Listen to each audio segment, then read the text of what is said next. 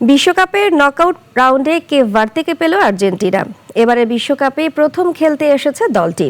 Group পর্বের 3টি ম্যাচের প্রতিটিতেই ড্র করে উঠে গেছে নকআউটে। নিজ নিজ ম্যাচ জিততে পারলে এবার কোয়ার্টার ফাইনালে দেখা হতে পারে আর্জেন্টিনা ও পর্তুগালের। সেক্ষেত্রে আবারও দর্শকরা দেখতে পাবে দুই সুপারস্টার মেসি রোনালদোর দ্বৈরথ। চলতি বিশ্বকাপ একের পর এক চমক উপহার দিয়ে চলেছে। কোনো ম্যাচ না জিতেই নকআউট পর্বে উঠে গেছে প্রথমবারের মতো বিশ্বকাপ খেলতে নামা কেপ ভার্দে। 1992-এ চিলির পর এবারই প্রথম কোনো দল গ্রুপ পর্বে কোনো ম্যাচ না জিতেই নকআউটে পা রাখল। অবশ্য নকআউটে বড় প্রতিপক্ষ পেয়েছে কেপ ভার্দে। বর্তমান চ্যাম্পিয়ন মেসির আর্জেন্টিনার মুখোমুখি হবে মাত্র 5 লাখ জনসংখ্যার দেশটি। অবশ্য মেসিকে সমীহ করলেও কেপ ভার্দে কোচ বুবিস্তার আত্মবিশ্বাসী ঘোষণা, আমাদের কাছে কোনো কিছুই অসম্ভব নয়।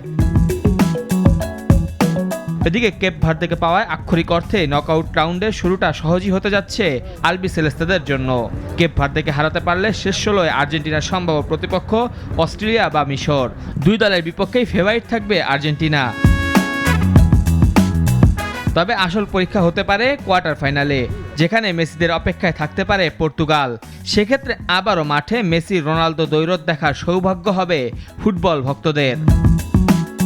ক্লাব ফুটবলে একাধিকবার মুখোমুখি হলো বিশ্বকাপের মঞ্চে, কখনই মুখোমুখি হননি মেসি রোনালদো।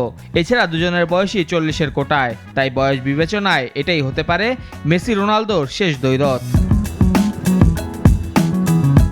সেমিতে অবশ্য কিছুটা কঠিন প্রতিপক্ষ পাবে আর্জেন্টিনা, সেটি হতে পারে ব্রাজিল অথবা ইংল্যান্ড। তবে ড্রয়ের বিন্যাস বলছে আর্জেন্টিনার সামনে এবারও ফাইনালের সুযোগটা বড়।